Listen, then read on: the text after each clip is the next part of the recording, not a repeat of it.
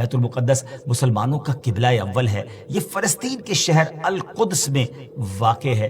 بعض نے اس شہر کو بھی بیت المقدس کہا ہے۔ اس میں کوئی شک نہیں کہ بیت المقدس یہودیوں، عیسائیوں اور مسلمانوں تینوں کے ریلیجن کے لیے مقدس مقام کی حیثیت رکھتا ہے۔ حکیم الامت مفتی احمد یار خان نعیمی رحمۃ اللہ تعالی لکھتے ہیں کہ چونکہ اس زمین میں حضرات انبیاء کے مزارات بہت ہیں، اس لیے اسے قدس کہا جاتا ہے۔ حضرت سیدنا سلیمان علیہ نبینا علیہ الصلوۃ والسلام کا مزار مبارک اور عالم اسلام کی مشہور و معروف مسجد اقصی بھی اسی شہر میں واقع ہے۔ رہی یہ بات کہ اس کا سنگ بنیاد کب رکھا گیا، کعبہ معظمہ کی بنیاد ڈالنے کے 40 سال بعد سیدنا آدم علیہ نبینا علیہ الصلوۃ والسلام یا ان کی اولاد میں سے کسی نے اس کی بنیاد ڈالی۔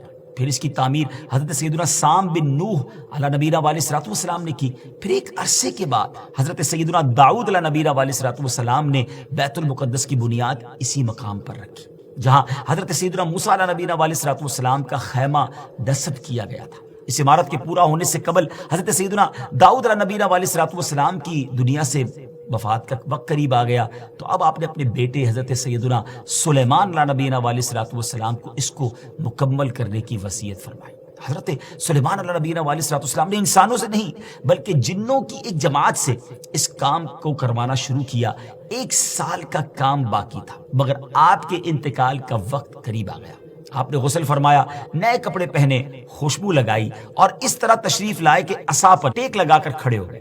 ملک الموت حضرت اسرائیل علیہ الصلوۃ والسلام نے آپ کی روح اسی حالت میں، اسی عالم میں قبض کر لی۔ جب حضرت سلیمان علیہ الصلوۃ والسلام حیات تھے تو جنات کو رات کی رخصت بھی مل جاتی تھی، وہ دن میں کام کرتے تھے، حضرت سلیمان علیہ الصلوۃ والسلام بھی آرام کرنے چلے جاتے تھے، مگر آپ چونکہ اب کھڑے ہی تھے تو اب جنات کو دن رات راؤنڈ دا کلاک کام کرنا پڑ گیا۔ جیسے اس کی تعمیر کا وقت پورا ہونے لگا تو اللہ کی شان دیکھیں کہ آپ کے اس عصا کو، اس لکڑی کو دیمک نے کھایا اور آپ کا جسم زمین پر تشریف لایا۔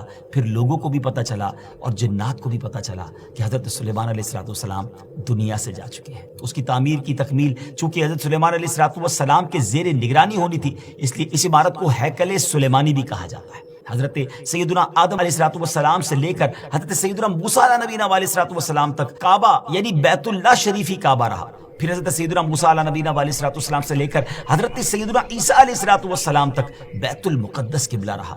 اور ہجرت کے بعد مدینہ منورہ میں بھی مسلمان 16 یا 17 مہینے تک بیت المقدس کی طرف ہی رک کر کے نمازیں پڑھتے رہے۔ ہجرت کے 1 سال 5.5 مہینے کے بعد 15ویں رجب پیر کے دن مسجد بنی سلمہ میں نماز ظہر کے درمیان قبلے کی تبدیلی ہوئی اور اللہ پاک نے پیارے آقا علیہ الصلوۃ والسلام کی خواہش کے مطابق مسلمانوں کا جو کعبہ ہے، قبلہ ہے، وہ کعبہ کو فرما دیا اور اب مسلمان کعبے کی طرف رک کر کے نماز ادا کرنے لگے۔ اس مقام پر آج بھی مسجد قبلتین قائم ہے۔